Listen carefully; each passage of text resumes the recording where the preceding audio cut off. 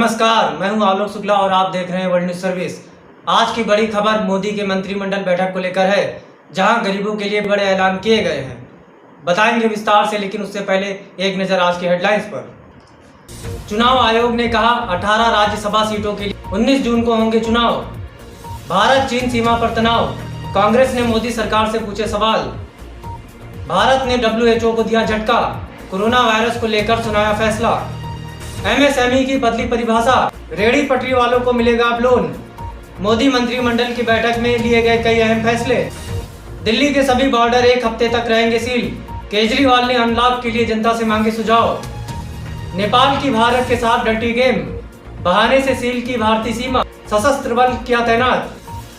PM Modi की चेतावनी, corona योद्धाओं के साथ बुरा व्यवहार नहीं करेंगे बर्दाश्त। टूट गई साजिद वाजिद की जोड़ी, कोरोना से हुआ फेमस सिंगर वाजिद खान का निधन। जर्मनी फ्रांस से ज्यादा हुए भारत में कोरोना के मामले, देश में संक्रमितों की संख्या 2 लाख के करीब। चीन की भारत को खुली चेतावनी, अमेरिका का साथ दिया तो होंगे बुरे परिणाम। CM खट्टर ने सुरजेवाला को कहा हरियाणा का पप्पू, बोले 5 वर्ष में 7 दिन असेंबली में जाते हैं ये। आप सांसद ने बीजेपी पर निशाना साधते हुए कहा CM केजरीवाल को दिल्ली की चिंता करने का हक क्यों नहीं। पंजाब में खुल सकते हैं होटल और मैरिज पैलेस, राज्य सरकार कर रही है तैयारी। हिमाचल प्रदेश में बड़ा प्रशासनिक फेरबदल, JC शर्मा होंगे मुख्यमंत्री के प्रधान सचिव। CM योगी का निर्देश, सभी रेलवे स्टेशनों पर थर्मल स्कैनिंग की व्यवस्था सुनिश्चित की जाए। अयोध्या में ट्रस्ट में स्थान न मिलने पर नाराज संतों ने दिगंबर अखाड़े में की बैठक, सौंपा मांग पत्र। एक बार फिर टला शिवराज मंत्रिमंडल का विस्तार, CM बोले कोई जल्दीबाजी नहीं। जम्मू कश्मीर में अंतर्राष्ट्रीय सीमा पर संदिग्ध गतिविधि के बाद चला तलाशी अभियान। उत्तराखंड प्रदेश अध्यक्ष ने कहा केंद्र की उपलब्धियों को उत्तराखंड बीजेपी घर घर तक पहुंचाएगी। लालू यादव ने नीतीश सरकार को बताया दुशासन राज, JDU ने भी किया पलटवार। अब समाचार विस्तार से। चुनाव आयोग का ऐलान, 18 राज्यसभा सीटों के लिए 19 जून को होगा चुनाव। WNS दिल्ली से बड़ी खबर है कि लॉकडाउन के बीच चुनाव आयोग राज्यसभा चुनावों की तैयारियों में जुट गया है। 3 महीने बाद हुई एक प्रेस कॉन्फ्रेंस में चुनाव आयोग ने राज्यसभा की 18 सीटों के लिए चुनावी तारीख का ऐलान किया। मुख्य चुनाव आयुक्त सुनील अरोड़ा ने एक प्रेस ब्रीफिंग में बताया कि 18 राज्यसभा सीटों के लिए 19 जून को चुनाव होगा। इसी दिन चुनाव के परिणाम घोषित कर दिए जाएंगे। राष्ट्रीय राजधानी स्थित निर्वाचन सदन में करीब 3 महीने बाद सोमवार को पहली बार पूर्ण निर्वाचन आयोग की बैठक हुई। इसमें मुख्य निर्वाचन आयुक्त और 2 निर्वाचन आयुक्त शामिल थे।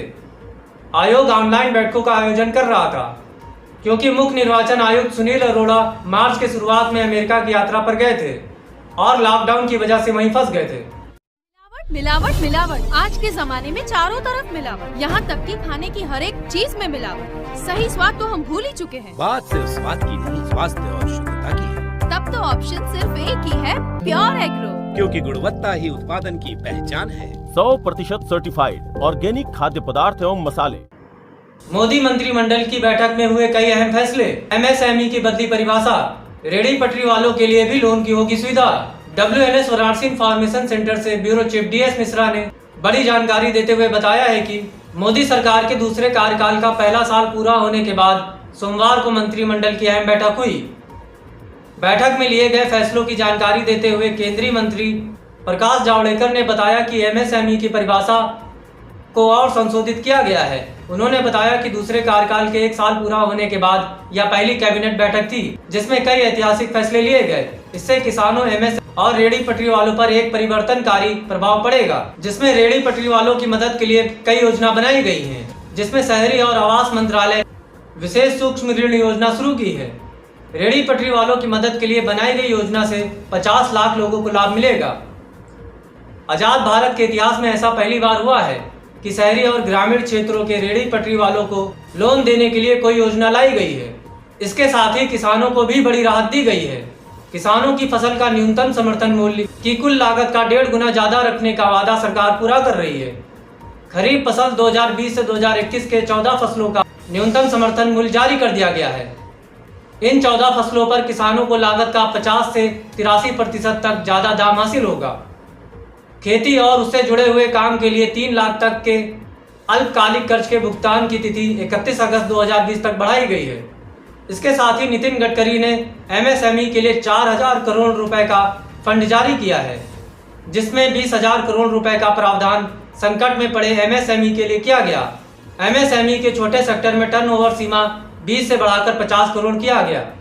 एमएसएमई को संकट से उबारने के लिए 4000 करोड़ का फंड जारी किया गया। मजबूत एमएसएमई में 15% इक्विटी खरीदने की योजना, बना 50,000 करोड़ रुपए का फंड। चीन की भारत को खुली चेतावनी, अमेरिका का साथ दिया तो होंगे बुरे परिणाम। भारत और चीन के बीच सीमा विवाद जोर पकड़ता जा रहा है। भारत के साथ तनाव और कोरोना महामारी को लेकर अमेरिका से गतिरोध के बीच चीन फंसता हुआ दिखाई दे रहा है। ऐसे में उसने भारत को खुली चेतावनी दे डाली है।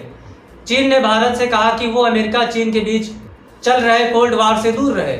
चीनी सरकारी मीडिया ग्लोबल टाइम्स में छपे एक लेख के मुताबिक चीन ने भारत को नसीहत देते हुए कहा कि अच्छा होगा अगर वह अमेरिका चीन के मामलों से दूर रहे। चीन ने कहा कि अगर भारत अमेरिका का साझीदार बनकर उनके खिलाफ कुछ भी करता है तो कोरोना महामारी के बीच आर्थिक परिणाम बेहद खराब होंगे। इतना ही नहीं, चीन ने आगे कहा कि चीन अमेरिका विवाद में भारत का फायदा कम, नुकसान ज्यादा होगा। आज की खबरों में बस यहीं तक। हम कल फिर हाजिर होंगे कुछ नई खबरों के साथ। तब तक के लिए नमस्कार।